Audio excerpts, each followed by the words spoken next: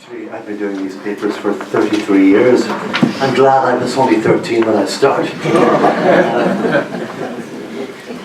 And of course, we were looking mainly at files from 1991 this year from the Public Record Office here, though of course that's the terminal date on files. So some of the more interesting files go back to the late 1980s, and I'm going to be talking about some of those, and I'm sure Sam will be as well. But if you think back to the darkest days of the Troubles, really, the early 1990s, the darkest hour before the dawn, you'll remember Peter Brooke was Secretary of State. He was trying to launch all-party talks in the shadow of the Anglo-Irish Agreement, which Unionists still opposed. Indeed, for the first time around 1991, Unionist politicians began to engage with British government ministers for the first time. There had been an Ulster Says No boycott ongoing for the previous 5 or 6 years. And violence continued. The year began with IRA incendiary attacks in Belfast. February saw the IRA fire a mortar bomb into the garden at number 10 Downing Street, exploding just 14 yards from where Prime Minister John Major was chairing a cabinet meeting. Loyalist violence escalated during the year as well. You may remember the murder of a young man and 2 children at a mobile shop in Lurgan that year, and indeed a lot of attacks by the IRA and the UDR and so on. So again, a very, very violent year. A lot of tit-for-tat violence in the autumn of 1991. Taxi drivers in particular being targeted, which features in the files again. They were an easy target. And contacts between John Major and Charles Haughey at the end of the year. In fact, 94 people died violently in 1991. And the unemployment rate stood at 14% at that stage. And I suppose, where do you start with files like this? I suppose things that surprise you, and I'm sure Sam will be approaching that as well, having looked at them for so many years in my case. And I suppose the most interesting file concerned the succession to the Roman Catholic primate, Cardinal O'Fee, in 1991. In fact, Bishop Cathal Daly, County Antrim man who had been serving in Belfast for the previous decade or so, would eventually succeed to Armagh at the end of 1990. But we discovered for the first time something that we knew had happened way back in the mid-19th century in the McHale Archbishopric in Tuam, the British government's efforts to influence the Vatican's choice of a new Catholic Archbishop of Armagh. And we can see that, I mean, in a memo to the Minister of State Brian Mawhinney, a local man, and officials from June 1990, Brian Blackwell of the NIO raised the issue of approaching the Holy See on the matter. And he recalled the meeting attended by the Secretary of State and officials in May 1990, when the NIO had been asked to advise on, quote, the modalities of transmitting an appropriate message to the Vatican to register our interest in the appointment of a successor to Cardinal O'Fee. Coincidentally, at that time, the British ambassador to the Holy See, we haven't got his name, but was scheduled to meet Archbishop Emmanuel Gerada. He was the Apostolic Nuncio to Ireland, and they met in Rome in 1990, and the NIO informed officials at Stormont that during that discussion it seemed the Archbishop, without any prompting from our ambassador, launched straight into the question of the search for a new cardinal. Remember, Cardinal O'Fee had died suddenly at Lourdes in May 1990. And during that discussion, it seemed, it said that the Archbishop made it clear that he was aware of the British government's interest, and without any prompting, he named 2 of the candidates on his list to the Pope. And they were, of course, the 2 bishops Daly, Cathal in Belfast and Edward in Derry at that stage. However, in discussion with the British ambassador, Archbishop Gerada indicated that a direct approach to the Secretariat of the Holy See might not be wise at this juncture, since they were very jealous of their diplomatic preserve. And from this, of course, you have contact between Peter Brooke and indeed Bishop Daly about a visit by Archbishop Gerada. Remember that the previous nuncio of the Holy See in Dublin had been very unpopular with both the British and Irish governments. Archbishop Alibrandi was considered to be very pro-Republican. He had been there to 1989. So this was someone in Dublin the British government felt they could work with. And eventually a meeting takes place between Brooke and Gerada in Armagh, and lo and behold, in November, Cardinal Cathal Daly is elevated as Archbishop of Armagh, though it must be said his name was very much at the top of the pile anyway from the beginning. But just an interesting insight into that. We have a set of files from the late 1980s charting the kind of mercurial relationship between Charles Haughey and Margaret Thatcher in these years. This was Haughey's second term as Taoiseach. Remember, there had been the Teapot Summit in 1981 between the two prime ministers, but all of that sort of burgeoning rapport had turned to dust with the Falklands War and Haughey's neutrality during that conflict. So this is Haughey's second period as Taoiseach in Dublin, and very, very interesting. Haughey was very much embattled within Fianna Fáil, even within his cabinet, very distrustful of everyone, particularly distrustful, these files reveal, of officials at the Department of Foreign Affairs. In his earlier incarnation as Taoiseach, he had tried to cut foreign affairs out of the loop and dealt only with a few officials in the department of the Taoiseach. Now this was very awkward for the British government and indeed for everybody else in the late 1980s, because of course within the Anglo-Irish Secretariat, officials from the Department of Foreign Affairs were interfacing with NIO civil servants on a whole range of matters, from policing to the Irish language, to appointments on public boards, and issues arising from the Troubles. So suddenly the British government felt that the people it was dealing with every day were not actually in Haughey's confidence, and they were being excluded.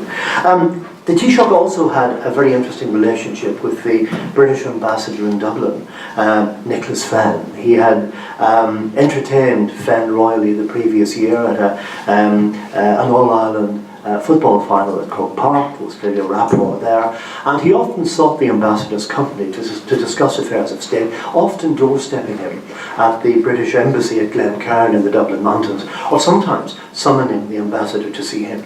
And on several of these occasions, he asked the ambassador not to send an official report of their meeting. Now, I mean, that's incredible, because how could the British ambassador in Dublin meet the Taoiseach, talk about, urgent matters, and not make a report to Sir Geoffrey Hall, the British Foreign Secretary? But that's what Haughey was demanding, and of course his request was not granted. We have the reports here. The first important meeting, I suppose, the first thing in the files strikes us is an assessment of Haughey by Alan Wysall, a senior NIO official, whom I met recently, by the way, in a coffee shop on Lisburn Road, and told them all about this. But anyway, and he was delighted and recalling far more detail than a gossip about the whole thing. But anyway, the first mention of Haughey is in a file assessing Haughey's attitude to the Anglo-Irish Agreement, to the prospect of devolution. Remember, that's what Brooke and his official are trying to kickstart in Northern Ireland after such a long hiatus, as the thaw sets in on the Anglo-Irish Agreement for unionism. And he actually writes here that he said, first of all, the DFA, the Department of Foreign Affairs in Dublin, didn't know what Mr. Haughey was going to say in 4 American speeches 2 days before he went. They were kept so much in the dark during this whole period. And he said really that the only influence on Mr. Haughey was Dr. Martin Manser, described in one of these files as the malign influence. He was an Anglo-Irishman from Tipperary landed stock who actually served a whole series of Taoiseach on the peace process in these years. But nonetheless, Wysall told officials and indeed the Secretary of State that while Haughey might use Manser as a sounding board, it's difficult to believe that he trusts anybody completely. And he felt that he had a very jumpy policy rather than a well worked out strategy on the north at that time.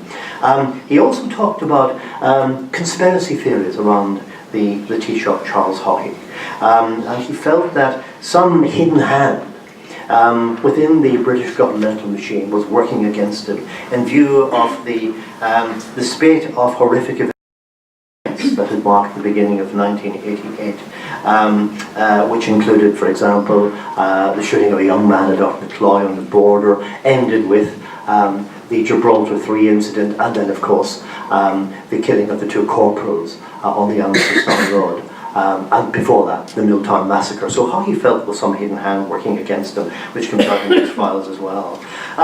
What does the official say about Haughey? He says, first of all, he was guided by a set of vague, deep green principles.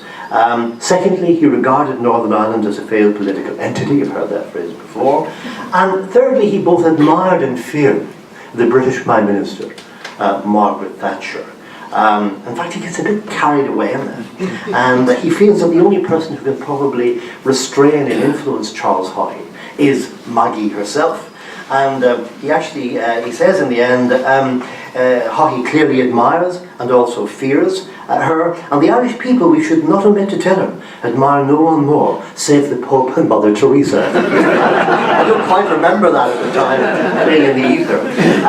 But he said that if Haughey thought Thatcher was listening, or at least, quote, trying to understand Ireland and the problems he faced, there would surely be great benefits to relations between the 2 countries at that stage.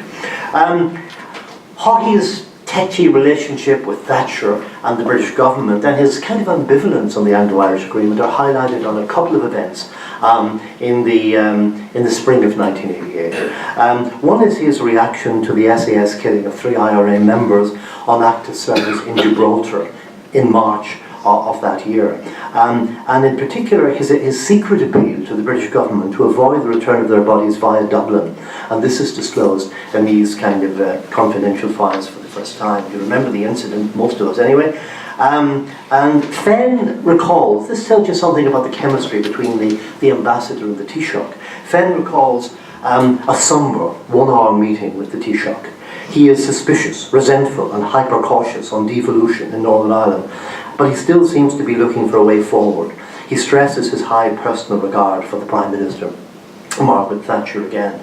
And then we have this conspiracy theory. He was preoccupied by the recent catalogue of horrors, as Haughey calls it, and was unable to rid himself of the notion that someone somewhere in the British government machine had been orchestrating this scenario. I told him roundly that this was nonsense and asked him what motives could we possibly have. And then Haughey went over the whole thing, the investigation into the shoot-to-kill shootings in County Armagh in 1982, which resulted in no prosecutions, the rejection of the first Birmingham 6 appeal, the Aidan McInnesby shooting, and the release of Private Eamon Phoenix, a British soldier convicted of the murder of a civilian but released after 2 years to rejoin his regiment. These are all sort of raised by Haughey, who says they have to be set against the background of historic distrust between the 2 countries. So we have that going on there. Then we have a side correspondence between Charles Powell, the private secretary of Margaret Thatcher, and his opposite number in the Foreign Office, R.N. Culshaw, on the issue of Haughey's apparently appeal that the remains of the Gibraltar 3 should be diverted north away from Dublin. He says that afternoon Mr. Haughey implored us personally through HM ambassador in Dublin to ensure that the bodies were not delivered to Dublin. And he made it clear he would not admit to this in public. There was actually a suggestion from Haughey that the IRA members' bodies should be flown in by the RAF. This is dismissed as fantasy by the officials, and at the end the bodies actually do arrive in Dublin, and there's a massive kind of political demonstration there at the time in these files. There's also the US speeches that Haughey made. He had obviously been approached by the British government and urged to condemn violence in Northern Ireland in 4 speeches he was making in New York and Boston in April 1988. That had been the understanding. But remember, he's not really dealing with his foreign affairs officials who would be receiving these kind of prompts from the British government. And he didn't like prompts from the British government anyway, as made clear in these files. So on Haughey's return from the United States, after making these speeches, only one of which explicitly condemned violence, Haughey was visited by Sir Nicholas Fenn, the British ambassador in Dublin, and he told Fenn that his US visit had been a complete success in diverting the support of the Irish-American community away from the men of violence. By the line he had taken, he said, he had reduced NORAD to a small and impotent rabble and got Cardinals O'Connor and Law and Mayor Flynn of New York on side. The ambassador told Hockey that he understood this, but a crucial element must be dedicated and must be a dedicated and uncompromising alliance against terrorism. The omission of this would send the wrong signal.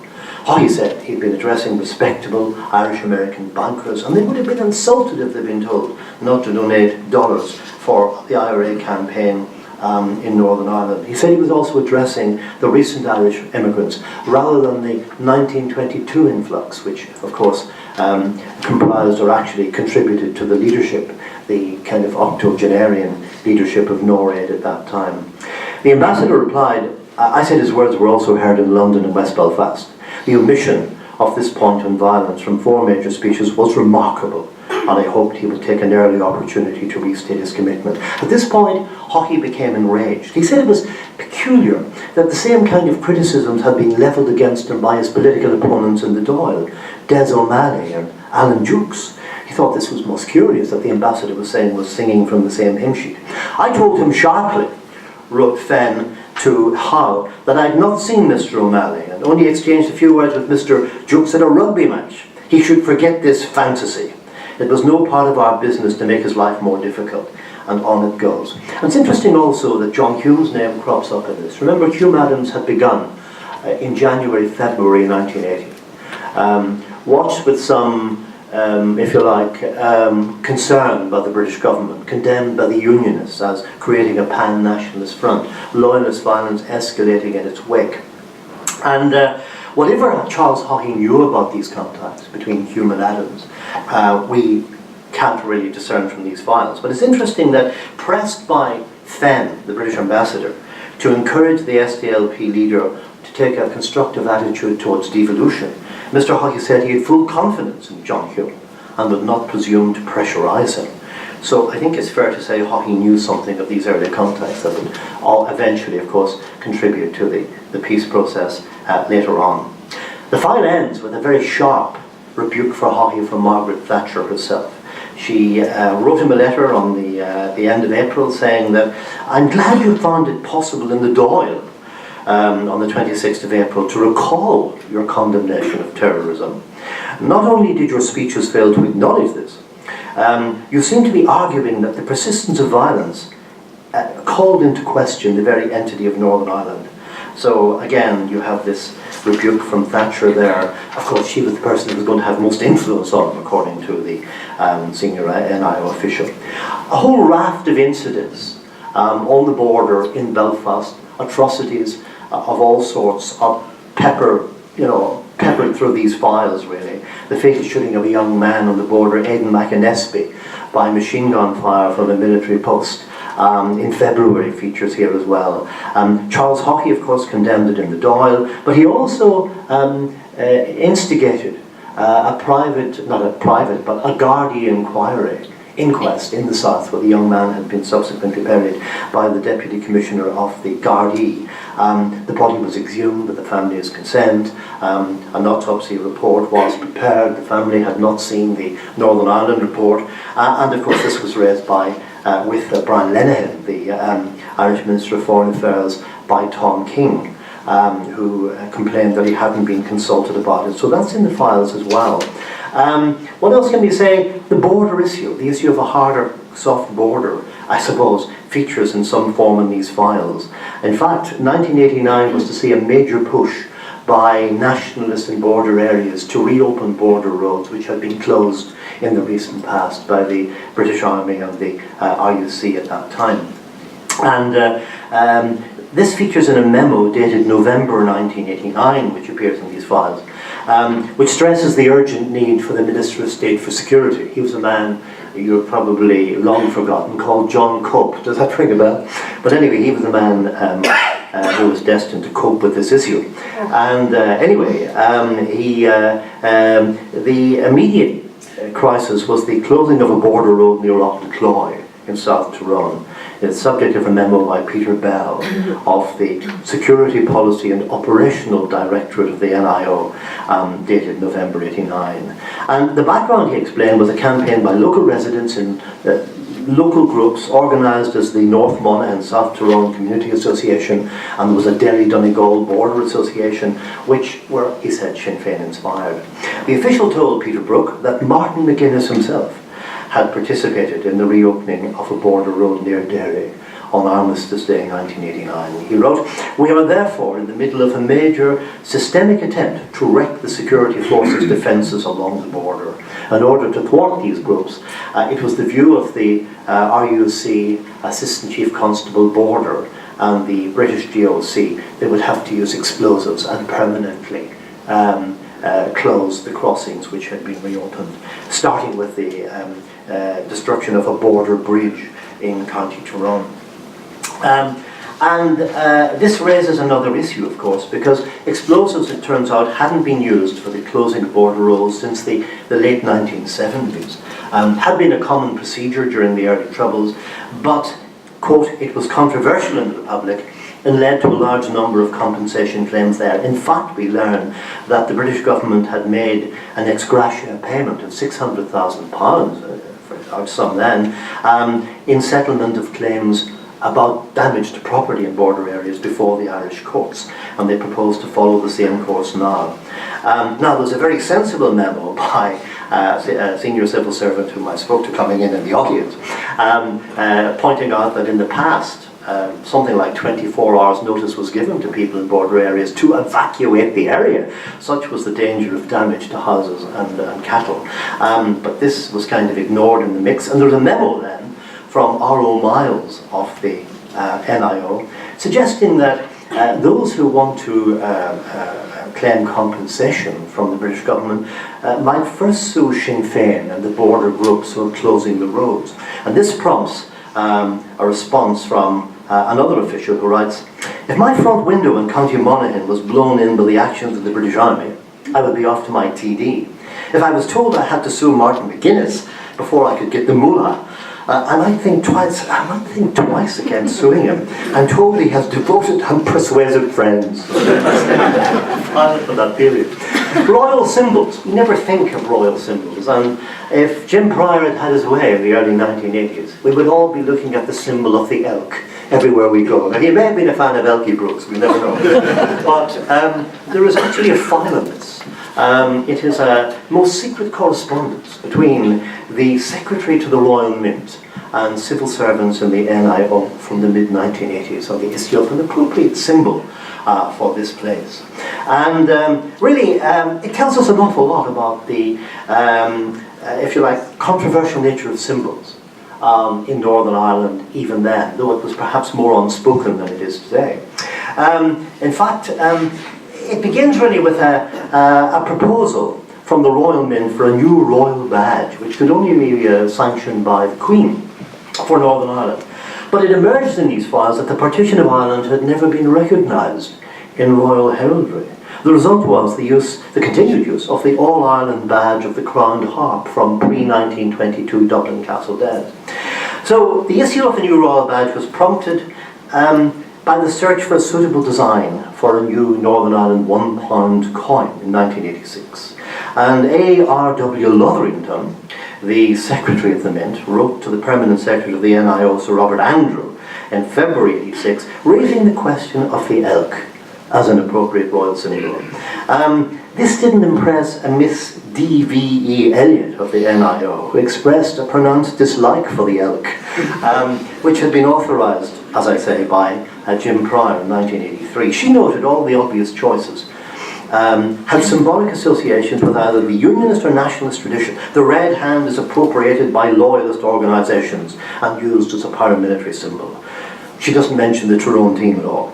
The shamrock has all Ireland connotations, while the harp, which she points out figures in the UDR and RUC badges, was excluded because it figures on coins in the Republic and also, of course, on the logo of Arthur Guinness. A canvas on Northern Ireland designs had produced only two, the elk and the flax flower. The flax flower now, of course, is the symbol in the Northern Ireland Assembly.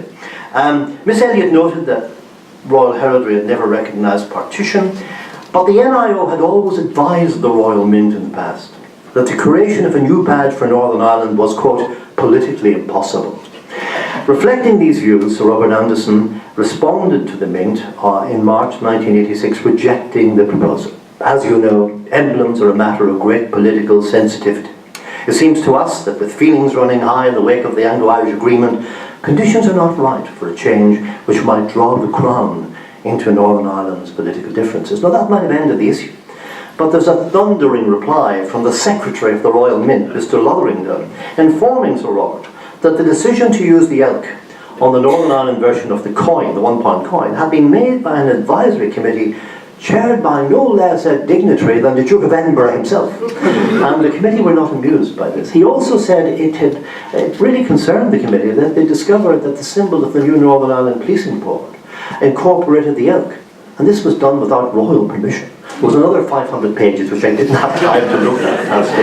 But there we have it. A final story, I suppose, brings us back to the late Martin McGuinness in many ways. We're looking for hints of the early kind of indications of Hugh Adams' peace process and attempt to persuade the Republican movement to end violence at this period.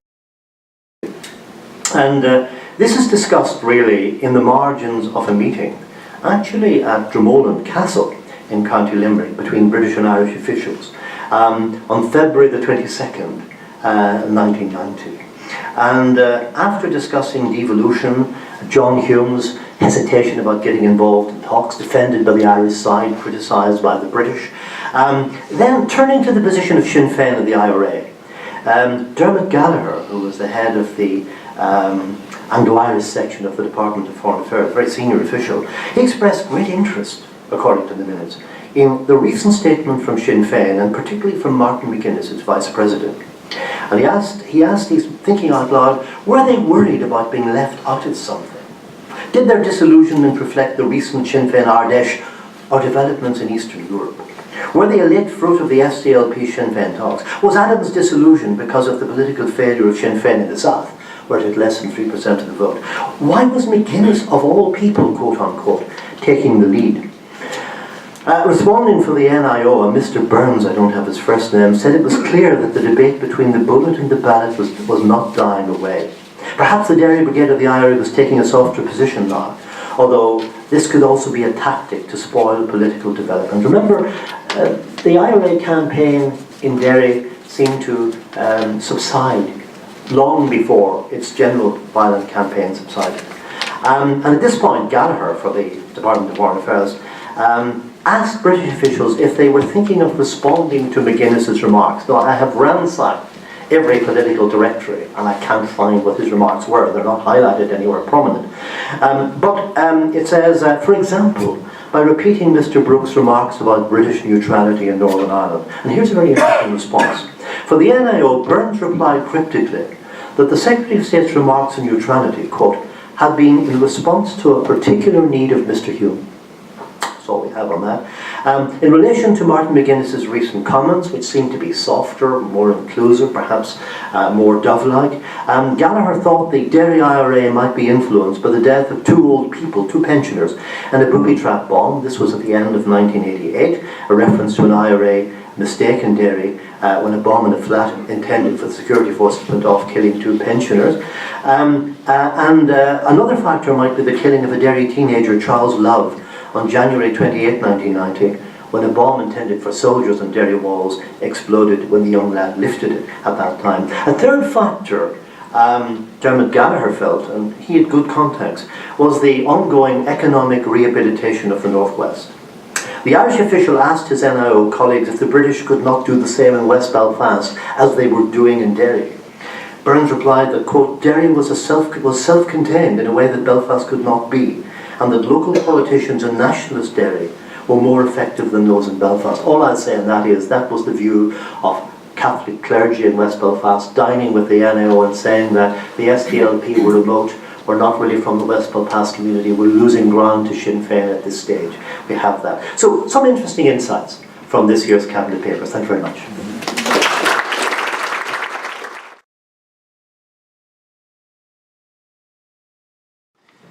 Hello everyone, thank you for coming to hear Eamon and for staying to hear my few words here. Eamon was saying there that I think he's been doing this for 33 years, which is just 1 year less than I have been on this earth for, so we come to this with slightly different perspectives for that reason, if for no other. This is, I think I've been doing this for something like 7 or 8 years, I haven't actually checked, and I think this is the most interesting year in that time, from my perspective anyway, just in terms of the number of interesting little tidbits, the fact that as we're getting closer, the phasing in of the 20-year rule to replace the old 30-year rule means that every year there are 2 years worth of old files being released, so we're getting closer and closer to the present day. So people like Peter Robinson feature all over the place here, people like Ian Paisley, who obviously until very recently was still a significant figure, Adams, Hume, maybe Hume out of the picture for slightly longer now in terms of frontline politics, but lots and lots of people who have been at the heart of politics until quite recently are saying things, in some cases as you would expect them to say, in some cases quite the opposite, and things which are actually quite surprising and quite revealing. And I suppose one of the things which always strikes me about going through these papers is that there's a paradox at the heart of them. This is, I suppose, looking out of government. Most of us spend our time, and I'm sure there are people here who work in government, but most of us on the outside of government spend our time looking into government, trying to work out what's going on, what is the cabinet up to, what are the civil service doing, what's happening with Brexit, all the rest of it. This is the opposite, and I suppose one of the aspects of that which emerges from these files every single year is a paradox between the extreme level of meticulous planning, speeches drafted and redrafted, and Eamon will know that we spend so long flicking through the same speech which has gone through all sorts of iterations, maybe a couple of words fought over by officials back and forward, all of that sort of stuff, and at the same time just complete randomness, complete cock-up. Something happens, a soldier does something, then another soldier does something. The officials are absolutely adamant that this is completely not in any way planned, there's no malign influence, but from the perspective of an organisation which is so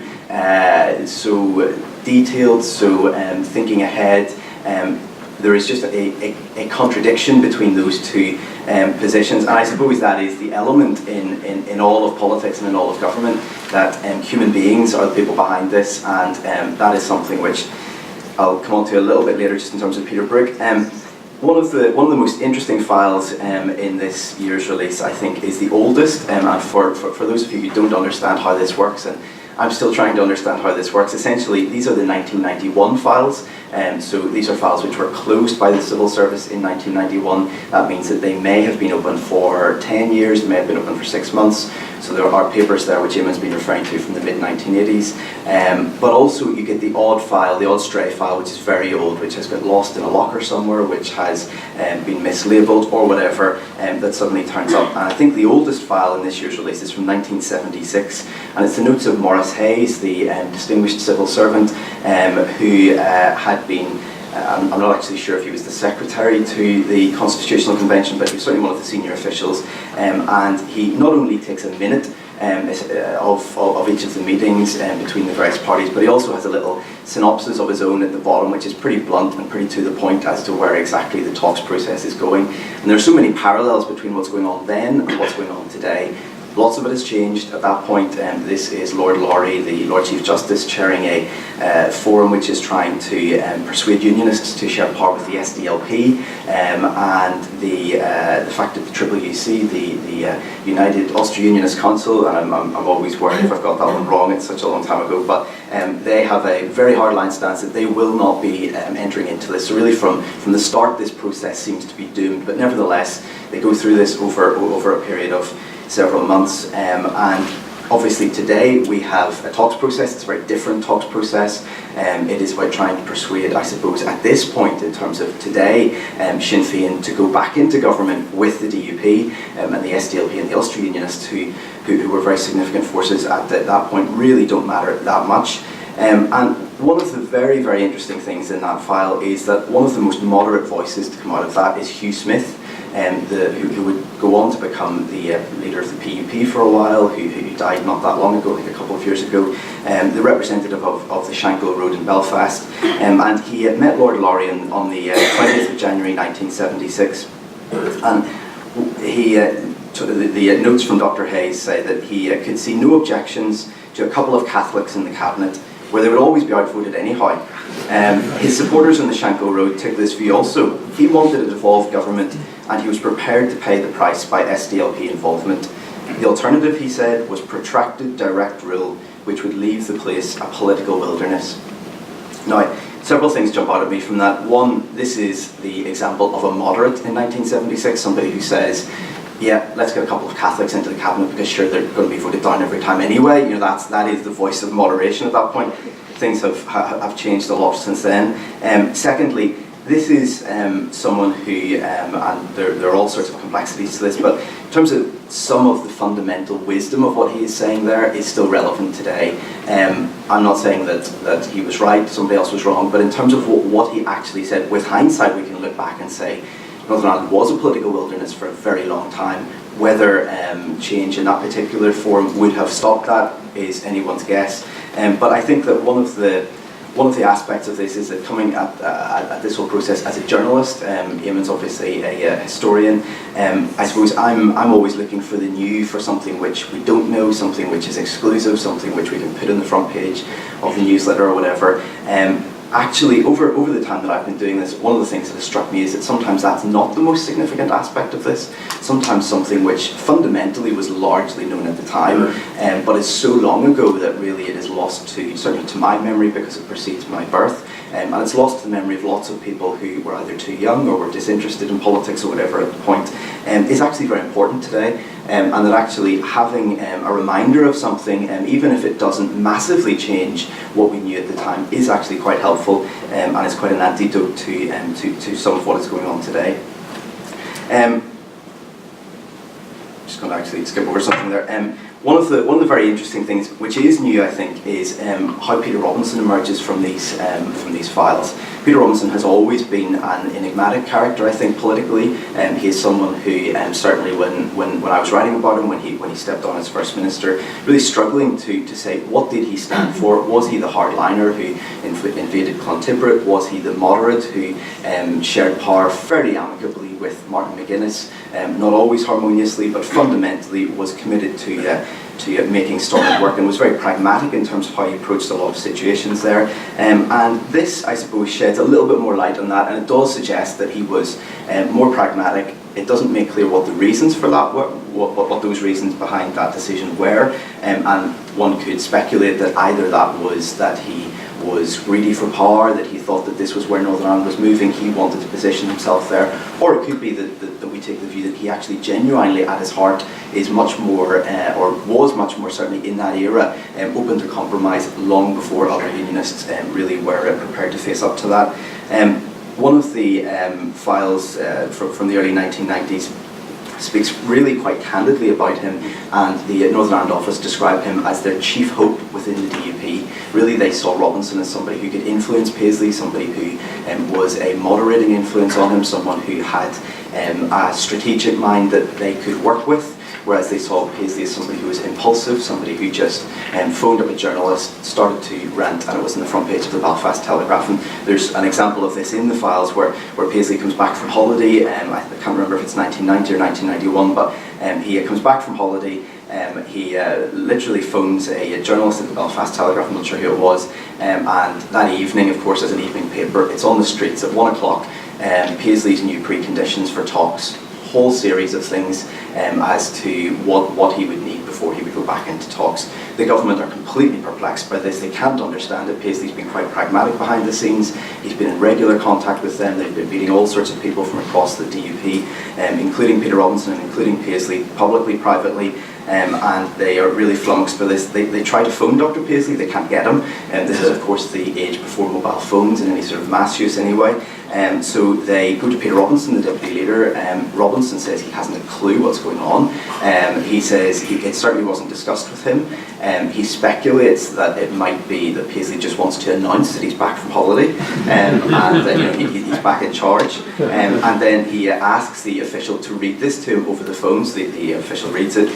Robinson says he'll go away, find out what it's about, come back to him. Ultimately, he does come back and effectively says that he thinks that it should be discounted. Paisley was trying to announce he was back from holiday. He wasn't really thinking that much about it. But one of the things that comes out of both that episode and other episodes is that the relationship between Paisley and Robinson was very complex and very strained.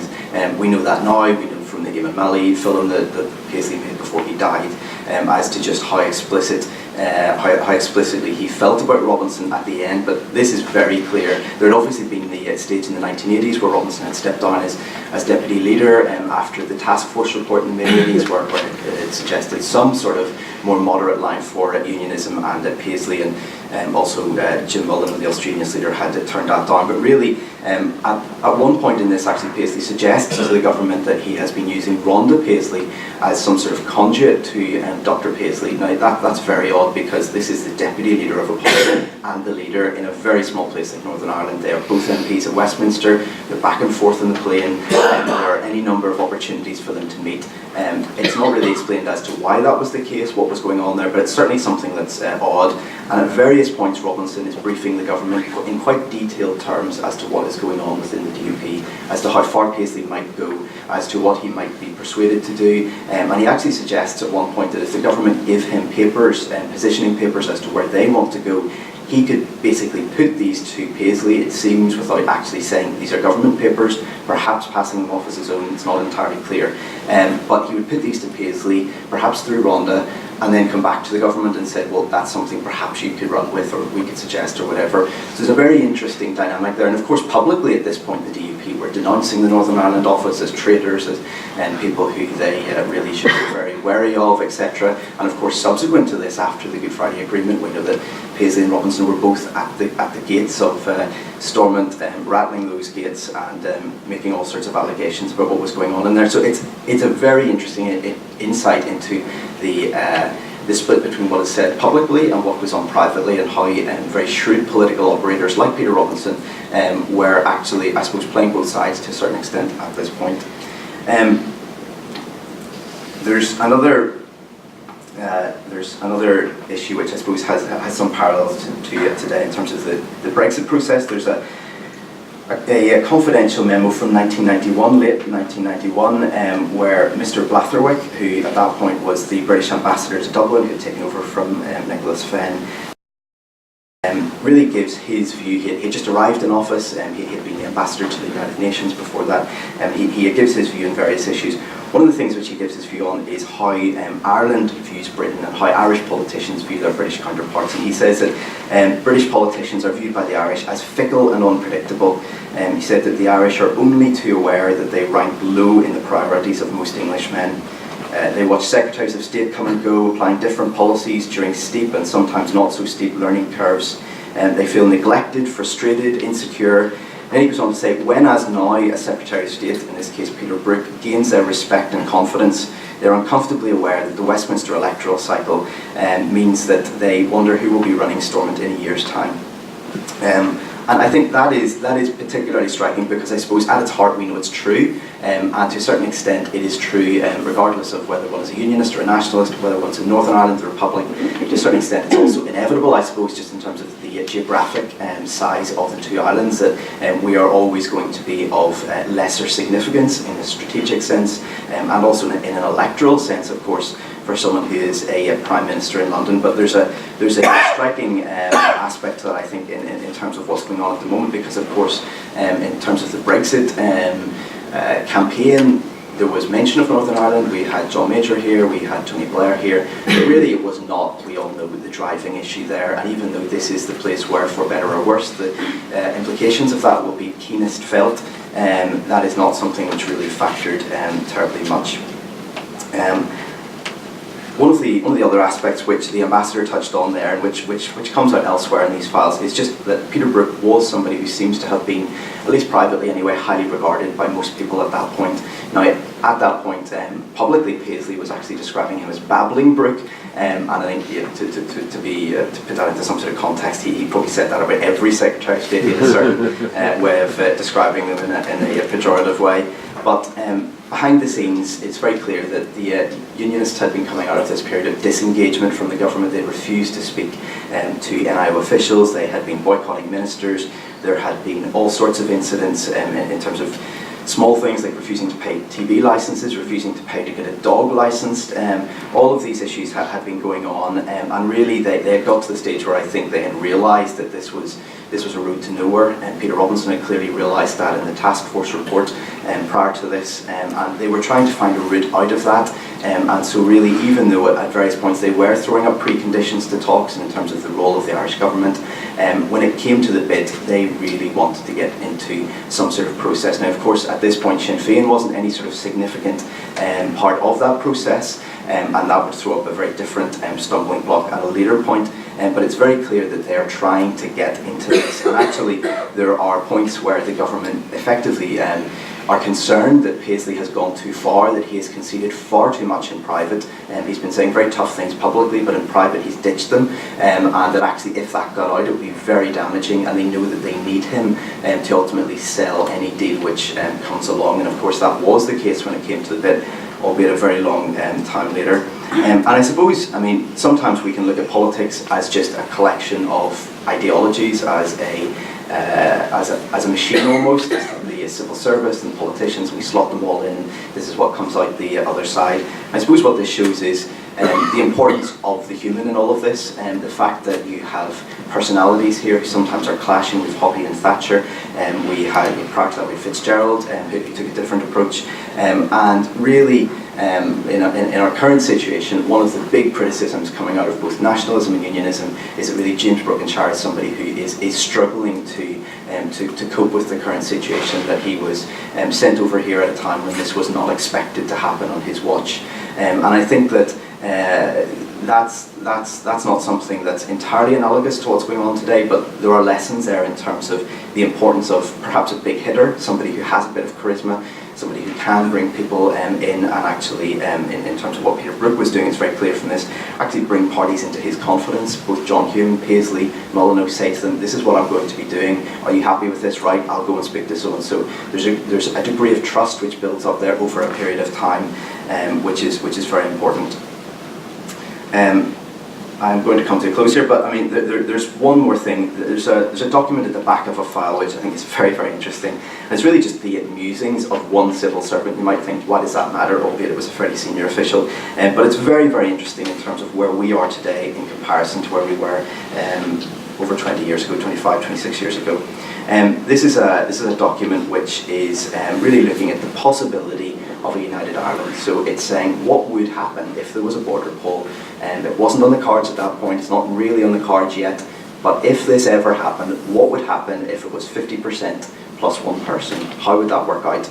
And it's something which I suppose has been talked about in Northern Ireland, but it hasn't really been seriously looked at because it's never really been viewed as a serious possibility. And it wasn't viewed as a serious possibility at this point, but this person is engaging in, I suppose, some blue sky thinking. I think it was the summer holidays actually. He seemed to be heading off, and this was his final missive, so he perhaps had a bit of time in his hands. And it was from a man called David Hill, who actually went on to become the chief executive of Milton Keynes Council, of all things, but he was at that point the head of the NIO's constitutional and political division. And he wrote this confidential 6-page memo to 9 of his senior colleagues, including the British ambassador to Dublin, and really sets out in considerable detail how he thinks that whole process could unfold. He acknowledges that the legal position from the Anglo-Irish Agreement, that is now still the legal position, albeit via the Northern Ireland Act after the Belfast Agreement of '98, is that if a simple majority votes for United Ireland, the British government must act on that. That is a United Ireland. It's as simple as that. And the principle of consent means that that is it. There is no debating the issue. However, he then goes on to debate the issue in quite considerable detail. And of course a whole series of officials in reply, and there's sort of half a file in this. But he effectively says that in practical terms it is difficult to envisage Northern Ireland ceasing to be part of the United Kingdom and joining the Republic on the basis of a simple majority plus one in the population. Really his thesis, I suppose, is that if that was to happen, there would just not be the level of support for that constitutional change to guarantee that it could be carried in a practical sense. So he throws up the history of the Curragh Mutiny. He supports it, or he has suggested that's something which could happen. He suggested the Northern Ireland Civil Service could be in that sort of a situation, the UDR, the RUC, the business community, and he asks, if it came to the crunch, I doubt whether Her Majesty's government would be able or willing to enforce Irish unity against the wishes of, say, 750,000 unionists. It would be necessary to think very carefully about the likely reactions, and he goes through all the various categories of people who may object to this. And he quotes something which may well be known, and actually Eamon will, I'm sure, tell me in the question time where this comes from, but he quotes the SDLP politician Austin Curry at some point in the distant past, commenting that although he would continue to take pleasure in maintaining the higher Catholic birth rate, he did not wish to be around when the moment of balance arrived. It's quite a striking comment. And he then goes on to say that we should be cautious about sticking with a position which could reduce political debate to a question, are you for the union or against? Now, when we look at politics today, that is pretty much the context in which the last election was fought. It's certainly the context in which the next election will be fought, which may be this year, which may be next year, which may be in the years to come. But that whole possibility, I suppose, with the Assembly of having a debate about policy, about corporation tax, about the health service, insofar as any of that matters to a lot of the population, perhaps it doesn't, there was still a pretense of a debate about that. And there was a segment of the population who did engage with that, who felt that that mattered, that they could vote for such and such a party and they would stop water rates or they would bring them in or whatever. He's setting out a scenario in which actually that is all jettisoned and really it's a very sectarian headcount. This is something which then he puts forward the idea that rather than have this simple idea of a border poll where the winner takes all, that actually you would have some sort of qualified majority where you'd have to get to 60% or 65% or 70%, and in the intervening period between 50 and 70 or whatever, you would have some sort of joint authority of Northern Ireland, and there would be this sliding scale, so rather than just overnight being either British or Irish, go through some sort of transitory period. Really, the officials then come back and say, this is a very interesting idea, however, it's just not going to work. And one of the officials points out, I suppose, the most significant flaw in that, which is that if you're saying that 50% plus one is not enough to secure a united Ireland, well then surely the logic of that is that if you have 45% or 30% in favour of a united Ireland, you also have to have joint authority, and that it's not simply a case of once you get over a certain hurdle, that actually there is a very big grey area between those two positions. And just I will very quickly run out of road here, but I suppose just Eamon is much more eloquent than I in terms of speaking about the historic aspect of this, the importance of history, why it matters. But I think from my perspective as a political journalist in the age of social media, of Twitter, of Facebook, of BBC breaking news channels, CNN, all the rest of it, I think that in that age of instant analysis, it's more important than ever that we look at this. And one of my concerns, I suppose, is that with each year that goes past, that we're probably a year closer to the point at which newspapers will either not have the staff to cover this, or will not have the inclination to cover it, or whatever. And I think that would be a great loss, not just to history and to looking at this in a sort of academic sense, but in terms of actually informing our current situation, because I suppose this gives us not necessarily the answers as to how we should resolve our current issues, but it gives us some ideas of what might happen in terms of the mistakes that were made in the past if we repeat certain courses of action.